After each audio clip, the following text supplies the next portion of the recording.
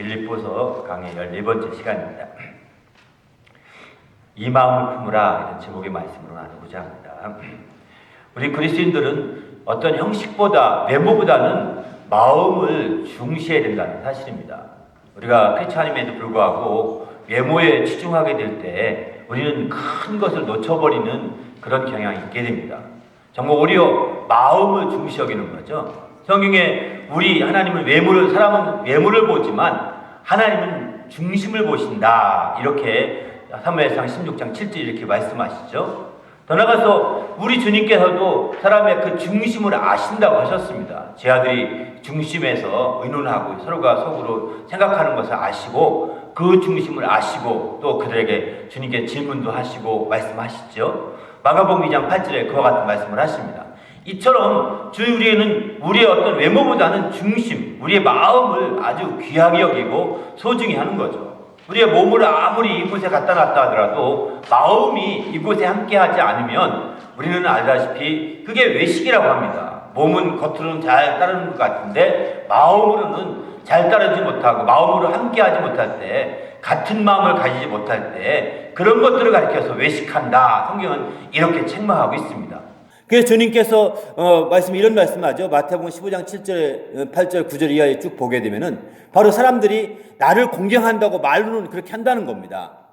입술로는 나를 공경하지만 실제로 그 마음은 나에게서 멀도다라고 이사야서의 말씀을 인용해서 주님이 말씀하신 걸 보게 됩니다. 당시에 주님도 그 당시의 사람들이 이사야 시대와 똑같이 이제 입술로는 예수님을 공경하고 찬양하고 감사하고 합니다.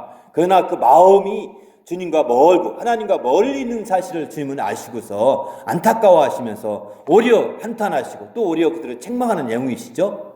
이처럼 우리가 마음이 함께하지 못한다는 것, 같은 마음을 가지지 못한다는 것은 우리로 하여금 아주 정말 외식하게 하는 지름길이고 말게 됩니다. 이렇게 마음을 같이 하지 못해서 우리가 아무리 주님을 경배한다 하더라도 그 모든 경배는 다 헛것이 된다고 아마 마태복음 15장 9절에는 그렇게 표현합니다. 바로 마음을 같이 하는 경배, 마음을 같이 하는 예배, 마음을 드려지는 그런 예배가 되어야 마침내 하나님이 기뻐하실 만한 것이고 참된 예배가 되고 참된 경배가 되는 것이죠. 그러나 그렇지 않고 마음이 떨어져 있고 마음이 멀리 있다면 참되지 못한 겁니다. 다 헛된 것이 되고 말게 되는 것이죠. 또 성도들 간에 그 무슨 교제를 하든지 무슨 나눔이 있든지 다 성도들 간에 나눌 때에도, 교제할 때도, 또 사랑을 베푸거나 긍휼을, 자비를 베풀 때에도 마찬가지죠. 이와 같이 마음을 같이 해야 된다는 것입니다.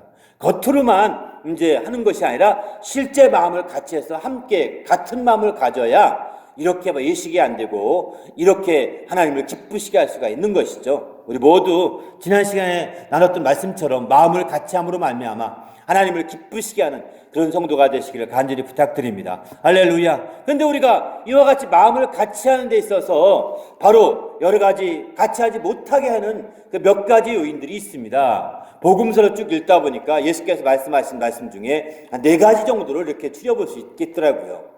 바로 정말 우리가 마음을 같이 하지 못하게 하는 가장 큰 것은 마태복음에는 이렇게 마가복음은 이렇게 말합니다. 이제 마음이 둔하기 때문이라는 것입니다. 마음이 둔하기 때문에 알지도 못하고 깨닫지도 못한다는 것입니다. 마음이 둔하면 깨닫지도 못하고 알지도 못하게 됩니다. 그래서 마침내 마음이 둔하여서 이제 그 주님 마음을 같이 못하죠. 같이 해야 될지 같이 알지 못하니까 같이 하지 못하고, 또 마음을 같이 해야 될지 안 해야 될지 그 분별하지 못해가지고 마음을 같이 하지 못하는 겁니다. 마음이 둔한 자들. 또 마음이 완약한 자들은 이렇게 믿지 못함으로 말미암아 이렇게 같은 마음을 가지지 못한다고 합니다. 마태복음 13장 15절 보면은 이제 이 백성이 마음이 완악하여져서 그 귀는 듣기에 둔하고 눈은 감았으니 이렇게 표현하죠.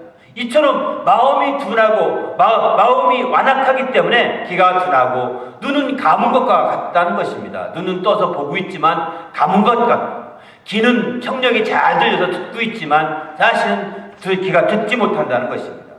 이것은 뭐냐? 마음이 완악해서 마음속으로 마음의 문을 닫고 있는 것이죠. 마음의 귀를 닫고 있고 마음의 눈을 감고 있는 것이죠. 더 나아가서는 마음에 의심할 때 이와 같이 이제 마음을 같이 하지 못하게 됩니다. 우리 마음에 의심이 생기는데 같이 하겠어요? 여러분 같이 하는 동역자라든가 같이 일하는 사람에 대해서 의심하는데 마음을 같이 할 수 있겠냐는 거죠. 아무리 저가 순수한 마음 가지고 한다 하더라도 삐딱하게 우리는 쳐다보고 같은 마음이 되지 못하게 되죠. 의심하면 그렇게 된다는 거예요.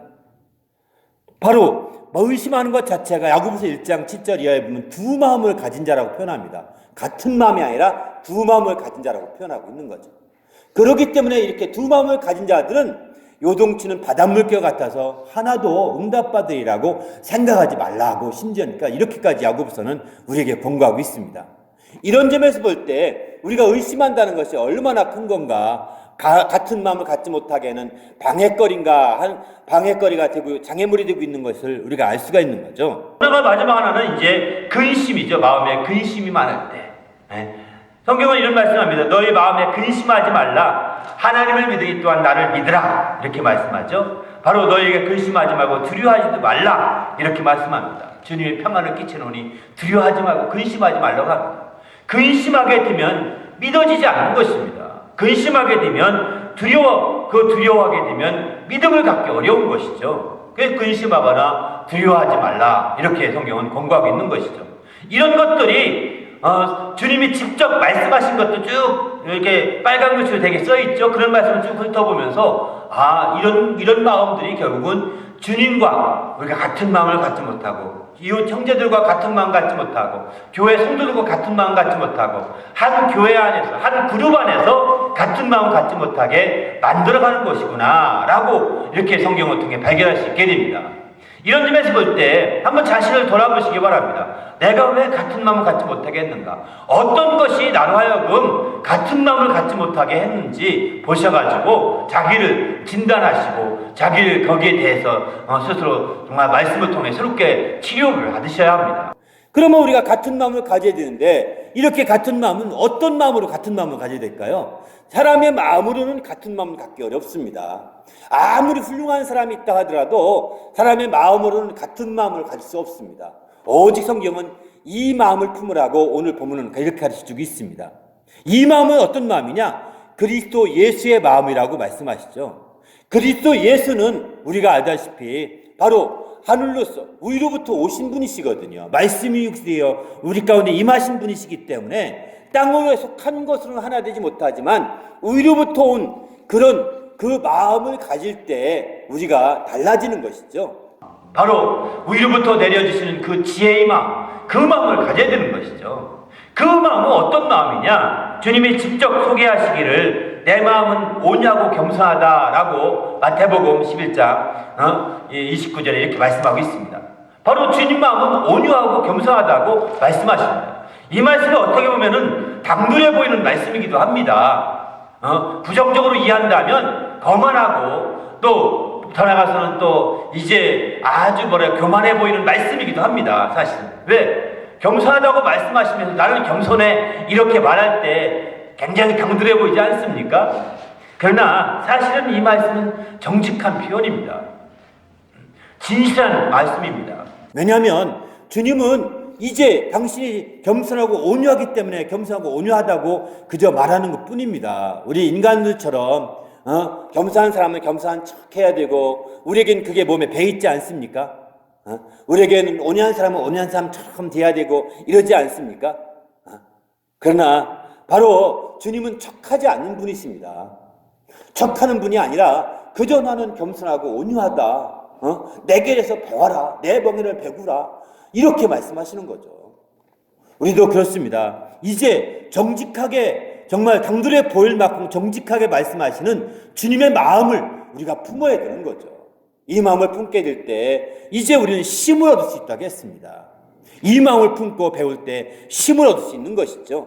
우리 모두가 정말 주님의 온유한 마음과 겸손한 마음을 품으시길 바랍니다. 할렐루야. 근데 주님에게는 이렇게 온유한 마음과 겸손한 마음만 있는 것이 아닙니다. 주님에게는 슬픈 마음도 있습니다. 나사로가 부활할 때 주님은 슬퍼하기도 하셨죠. 또 다른 어떤 사람들 병자가 왔을 때 주님은 그들을 긍휼히 여기면서 그들을 안타까워하는 마음도 가졌습니다.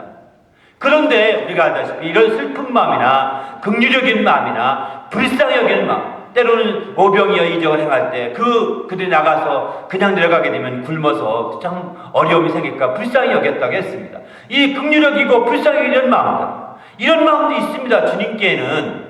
근데 우리가 유독 품으라고 하는 그 마음은 이런 불쌍히 여기는 마음도 품어야 되겠고, 또 더 나아가서 슬픈 마음, 주님처럼 정말 안타까운 하는 그런 마음도 품어야 되겠지만, 우리가 중심에 잡아야 될 마음은 그런 마음이 아니라는 것입니다. 그런 마음이 아니라 온유한 마음과 겸손한 마음임을 말씀하고 있는 거죠. 온유한 마음과 겸손한 마음을 가져야 우리가 쉼을 얻을 수 있는 것입니다. 그렇지 않고 주님처럼 나도 슬퍼해 보십시오, 그렇다고 해서 우리가 쉼을 얻지 못합니다. 주님처럼 긍휼적인 마음을 막 가졌다고 해서 쉼을 얻지 못합니다. 좀 다른 양상인 거죠. 그거는 똑같은 공감하고 같은 마음으로 공감할 수는 있긴 하겠지만 우리 영혼에 쉼을 얻지 못합니다. 무거운 짐을 벗어버릴 수는 없게 되는 것이죠. 그러나 이제 주님의 마음, 온유하고 겸손한 주의 마음을 우리가 온전히 품는다고 한다면 이제 주님께 배울 수 있는 것이고, 그렇게 배울 때 마침내 주님 멍에는 쉽고 또 주님의 짐은 가벼운 그 짐을 지기 때문에 우리는 함께 쉼을 얻을 수가 있는 거죠. 그렇지 않게 되면 여전히 인생의 수고하고 무거운 짐을 계속해서 질 수밖에 없다는 것입니다. 이런 마음을 품지 못하면 인생의 수고하는 그 짐, 인생으로 하여 무거운 그 짐을 계속 지게 됩니다. 피할 수 없습니다. 육신이 있는 동안에 피할 수가 없습니다. 어떤 사람은 육신을 벗어나면 피할 줄 알고 자살을 합니다. 자살하면 그 짐이 영원토록 져야 되는 겁니다. 수고하고 무거운 짐은 영원토록. 그러니까 사람들은 쉽게 생각해서 그 짐을 벗어나려고, 육체를 벗어나서 스스로 죽음을 택하지만, 그러나 그것은 오히려 더 무거웠고 수고한 짐을 잠시 몇 년이 정도가 아니라 영원토록 져야 되니 얼마나 억울하겠어요. 주님 마음을 갖고, 온유한 겸손한 마음을 갖고 주님께 배울 때 이런 쉼을 얻을 수 있는 거죠. 우리 모두도 이런 쉼을 얻어 주님을 기쁘시게 하는 성도가 되시길 바랍니다. 그래서 바울 사도도 우리에게 권하기를 이제 겸손과 온유로 하라, 이렇게 표현하죠. 모든 것을 겸손과 온유로 행하라, 이렇게 말씀도 하시고, 고린도서 3장 12절은 이제 너희는 하나님이 택하시고 하나 거룩하게 하시고 사랑받는 자가 되었으니 이제는 겸손과 온유로 이렇게 우리가 행할 것을 옷을 입으라고 심지어 이렇게까지 말합니다.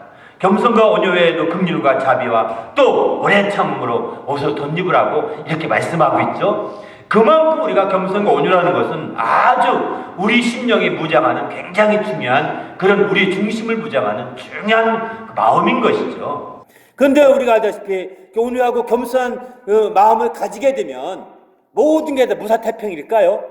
그렇지 않을 수 있다는 것입니다. 온유하고 겸손한 마음만 가지면 다 무사하고 태평하고 평안하고 다 좋기만 할까요? 그렇지 않을 수 있다는 것입니다. 우리 주님께서 이렇게 보면은 마태복음 26장 38절 보게 되면은 내 마음이 매우 고민하여 죽게 되었으니, 이런 표현을 합니다. 요한복음에서는 같은 기사인데요. 지금 내 마음이 괴로우니 무슨 말 하리요? 아버지여 나를 구원하여 이때를 면하게 하여 주옵소서. 이렇게 요한복음 12장 27절 이렇게 말씀합니다. 그러니까 온유하고 겸손한 마음을 가진 우리 주님에게 모든 것이 다 좋게만 펼쳐지고 모든 것이 다 아름답게만 되고 태평하게만 되고 이것이 아니라는 거죠. 그런 분에게도 온유한 마음을 가지고 겸손한 마음을 가지고 있어도 다른 슬퍼하는 마음이나 다른 긍정적인 마음, 이런 마음 외에도 심지어는 고민하는 마음, 심지어는 괴로운 마음까지 있더라는 겁니다. 고민도 하고 괴로워하는, 그분의 온유하고 겸손하면 그런 게 전혀 없을 것 같지 않습니까? 그런데 아니라는 것입니다. 그럼에도 불구하고 온유하고 겸손한 마음은 계속 품어야 되는 거죠. 만일 이제 우리 고민거리가 있고 괴로움이 있다 해서 온유하고 겸손한 마음을 다 내어버리면 어떻게 될까요? 이렇게 돼버리면 여전히 세상 사람들 같이 돼서 혼란의 그 오리무중으로 빠져버리게 됩니다. 피해갈 수가 없는 거죠. 오히려 겸손과 온유로 무장한 상태에서 고민하면서 또 괴로움이 있을지라도 능히 잠시 처음에 기다릴 때 때 모든 것이 능히 극복되고 더 아름답게 열매를 줄 수 있는 것이죠.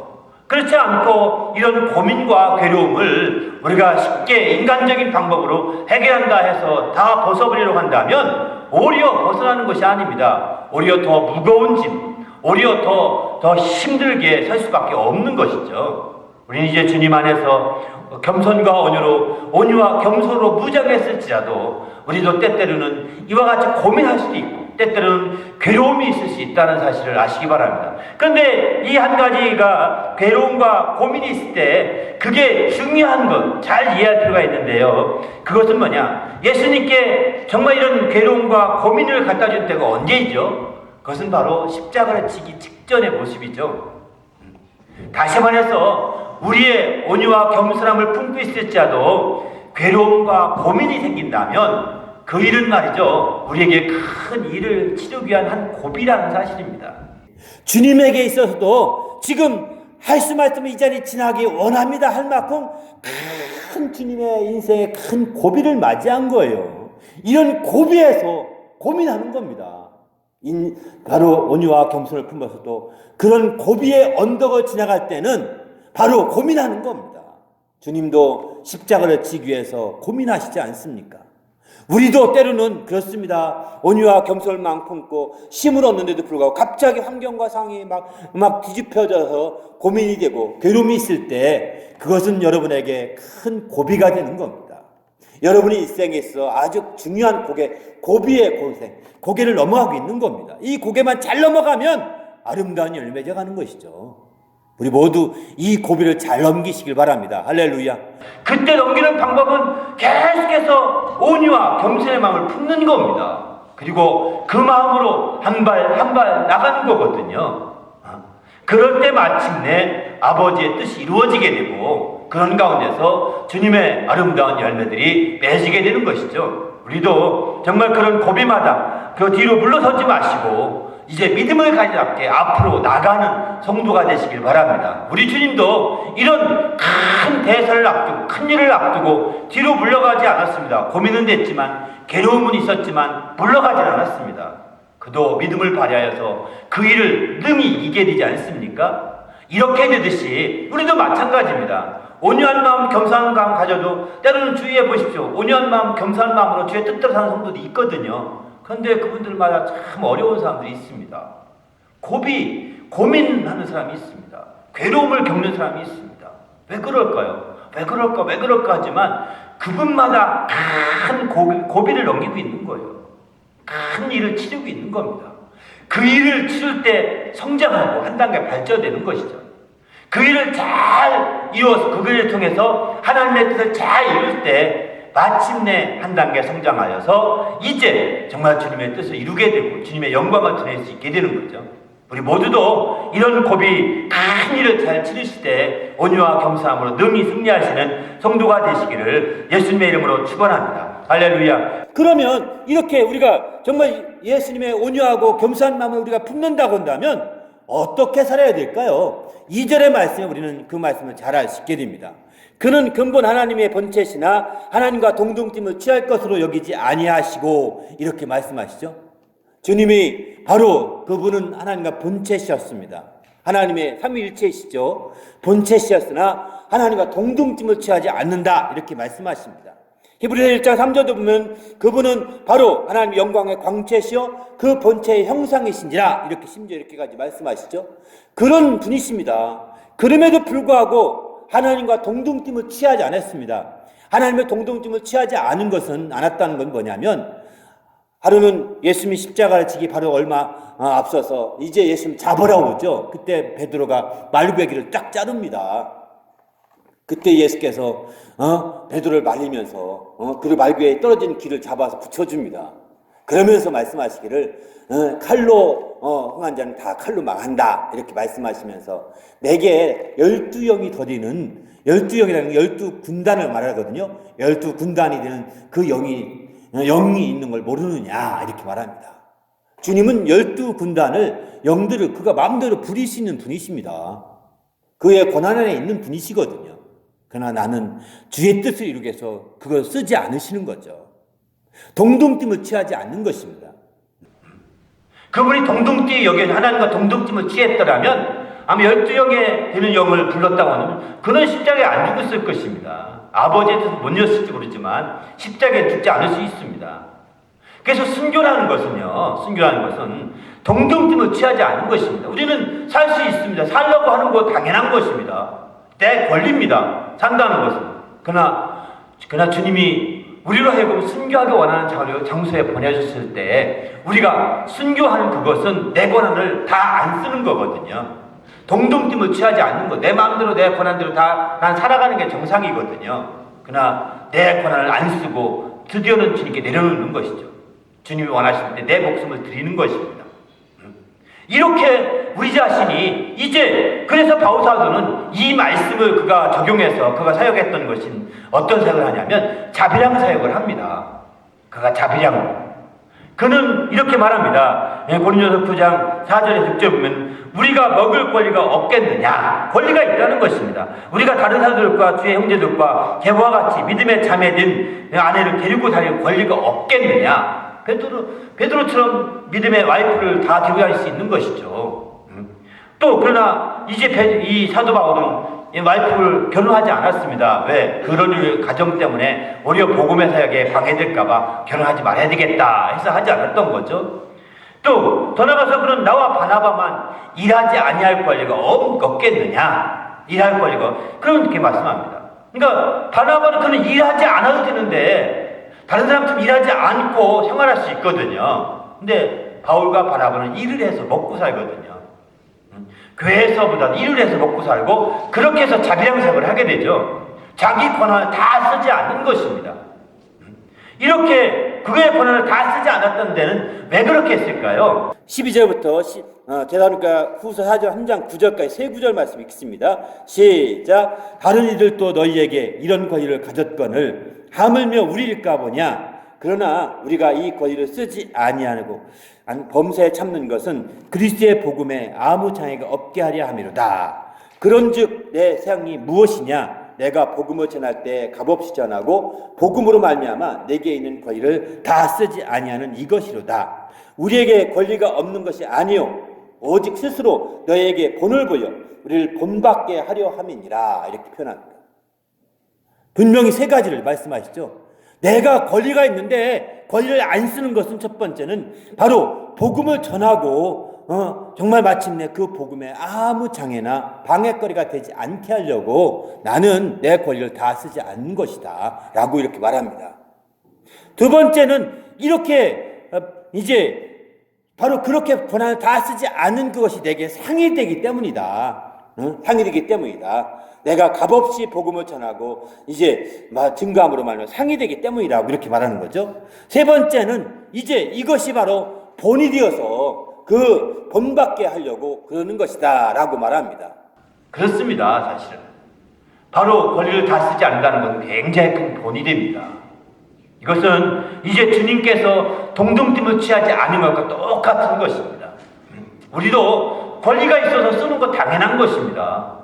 우리도 권리가 있어서 움직이는 거 당연한 것입니다. 이 시간에 권리가 있어서 여러분 마음대로 왔다 갔다 하고 물 마음대로 먹고 다 아무거나 다 마음대로 볼 수도 있고 이렇게 할 수 있습니다. 잘못한 거 아닙니다. 그러나 이제 동등됨을 취하지 않는다고 한다면 적용한다면 그렇게 안 하는 것입니다. 권리가 있지만 안 쓰는 것이죠.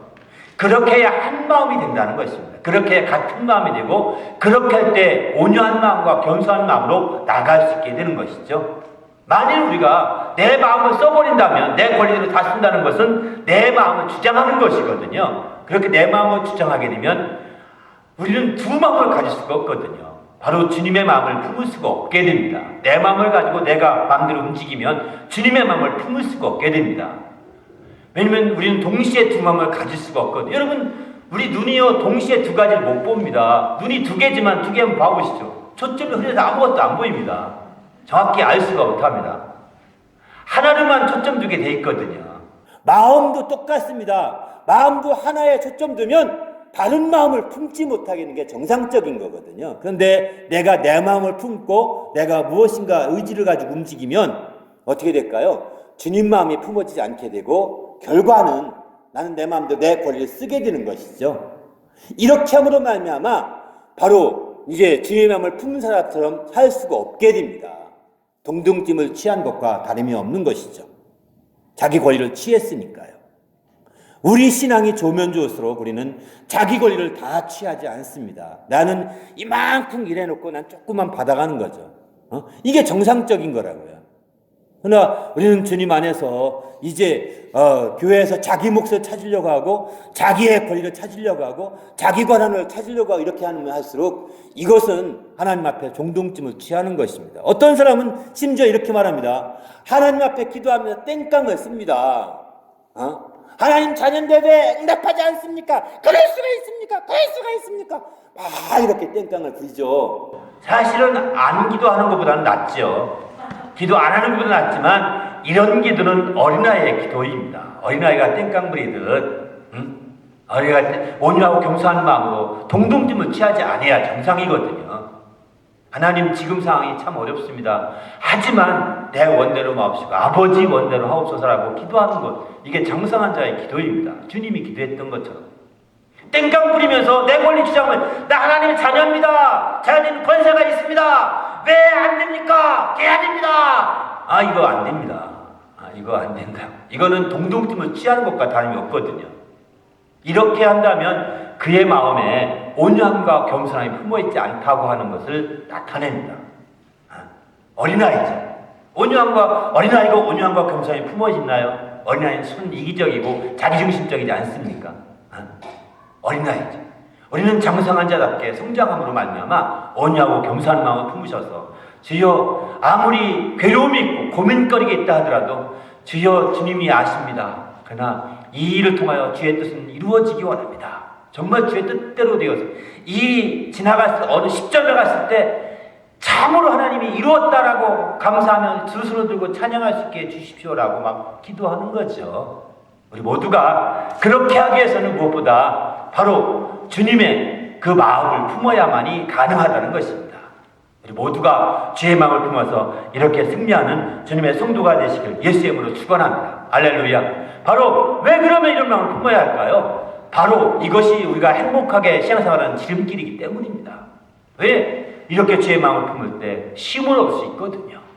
우리 모두가 정말 주의 마음을 품어서 행복한 신앙생활 하시길 예수의 이름으로 축원합니다. 이 마음을 안 품고 행복할 수 있다면 품어보십시오. 행복한가? 세상 사람들이 주님의 마음을 품지 않고 행복하려고 몸부림쳤지만 그 수많은 학자들이, 수많은 훌륭한 사람들이, 수많은 우리가 볼 때 존경받을 만한 사람들이 다 세상은 헛되고 헛되며 무상하고 인생이 다 헛것이라고 이렇게 말합니다. 그들이 행복했다면 그렇게 말했겠어요? 말년에 그들이 행복해서 정말 행복한 죽음을 맞이했다면 그렇게 말했겠냐는 거죠. 아닙니다. 우리는 지금 정말 주님의 마음을 가질 때 행복해질 수 있습니다. 할렐루야. 왜냐하면 완벽한 안식에 들어갈 수 있기 때문입니다. 완벽한 쉼을 얻기 때문입니다. 그러므로 우리 모두가 정말 예수님 안에서 주의 마음을 품음으로 말미암아 정말 행복한 신앙생활 하시는 성도가 되시기를 예수님의 이름으로 축원합니다.